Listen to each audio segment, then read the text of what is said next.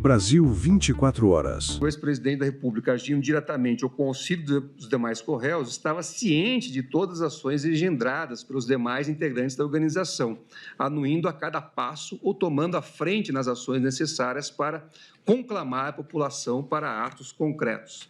Mais que isso, perante integrantes do grupo ou apoiadores, era considerado substancialmente o líder a ser seguido. Aí eu descrevo outros elementos que demonstram essa atuação e acrescento ainda que a atuação do ex-presidente da República não se restringiu ao âmbito dos discursos. Há elementos comprobatórios no sentido de que o acusado interferiu e procurou postergar a apresentação do relatório da equipe técnica das Forças Armadas, constituída para fiscalização dos trabalhos eleitorais. Há ainda atos mais gravosos diretamente vinculados ao núcleo de proteção do tipo penal, dentre os quais se destacam as reuniões com comandantes das Forças Armadas com o escopo de obtenção de apoio para a ruptura institucional. Jair Bolsonaro reconheceu ainda ter apresentado nessa reunião os considerandos da minuta, cuja imagem foi encontrada, em parte, no aparelho celular de Mauro Cid. Além desses fatos, documentos apreendidos na posse de outros integrantes do grupo comprovam a divisão e a coordenação de ações voltadas para beneficiar o acusado e estabelecer a sua manutenção forçada no poder, por meio de decreto de exceção. Não é crível, diante de todo o contexto já descrito, que o acusado não tivesse anuído a elaboração tanto do decreto golpista quanto do seu pretenso discurso de, aspas, posse. Ao contrário, o documento reafirma a posição de liderança do acusado sobre as ações da organização criminosa, notadamente, como afirmou a Procuradoria-Geral da República, sobre, aspas, qual seria o desfecho dos planos forçados, a sua permanência autoritária no poder mediante uso da força. Não procede a tese de que a discussão envolveu mero ato preparatório, porque não teria se chegado a ver a convocação do Conselho de Defesa ao Conselho da República. É esperado que a assinatura do decreto somente seria levada a efeito quando fossem reunidas todas as condições para que a ação fosse exitosa. Para isso, foram engendradas diversas estratégias, desde a tentativa de convencimento das Forças Armadas, ou parte delas, até o fomento de ações irruptivas que resultaram no 8 de janeiro. STF condena Bolsonaro a 27 anos em julgamento histórico por tentativa de golpe de Estado. O Supremo Tribunal Federal, STF, tomou uma decisão inédita nesta quinta-feira ao condenar pela primeira vez na história do Brasil um ex-presidente da República por tentativa de golpe de Estado. Jair Bolsonaro, PL, foi considerado culpado de todos os crimes dos quais era acusado no processo relacionado à chamada trama golpista, que buscava impedir a posse de Luiz Inácio Lula da Silva, PT, entre o final de 2022 e o início de 2023.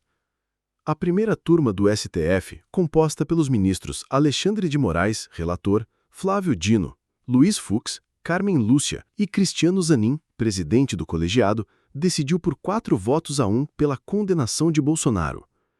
Ele recebeu uma pena total de 27 anos e 3 meses de prisão, sendo 24 anos e 9 meses em regime de reclusão para crimes que exigem cumprimento em regime fechado e mais 2 anos e 6 meses de detenção, que pode ser cumprida em regime semiaberto ou aberto. Segundo a legislação brasileira, quando a pena ultrapassa 8 anos, o condenado deve obrigatoriamente iniciar o cumprimento em regime fechado.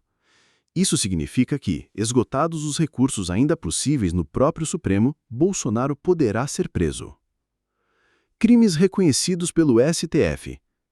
Bolsonaro foi condenado por 5 crimes: golpe de Estado, tentativa de abolição violenta do Estado Democrático de Direito, organização criminosa armada, dano qualificado contra patrimônio da União e deterioração de patrimônio tombado.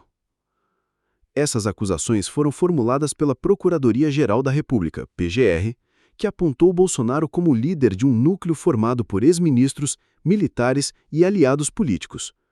De acordo com a denúncia, o grupo teria articulado estratégias para desestabilizar as instituições, desacreditar o sistema eleitoral e até cogitar a utilização das Forças Armadas para impedir a posse de Lula em janeiro de 2023.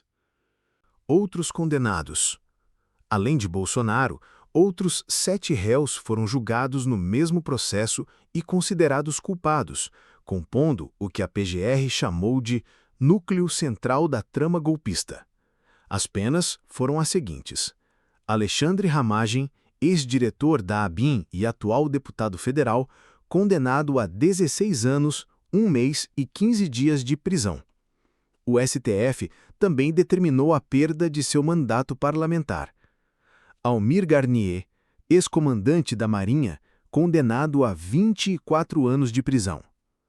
Anderson Torres, ex-ministro da Justiça e ex-secretário de Segurança do Distrito Federal, condenado a 24 anos de prisão.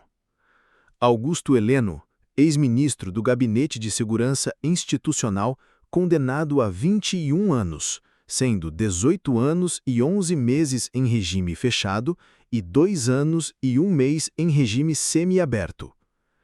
Mauro Cid, ex-ajudante de ordens da presidência e delator do caso, recebeu pena reduzida de até 2 anos em regime aberto, em razão de acordo de colaboração premiada. Paulo Sérgio Nogueira, ex-ministro da Defesa, condenado a 19 anos de prisão.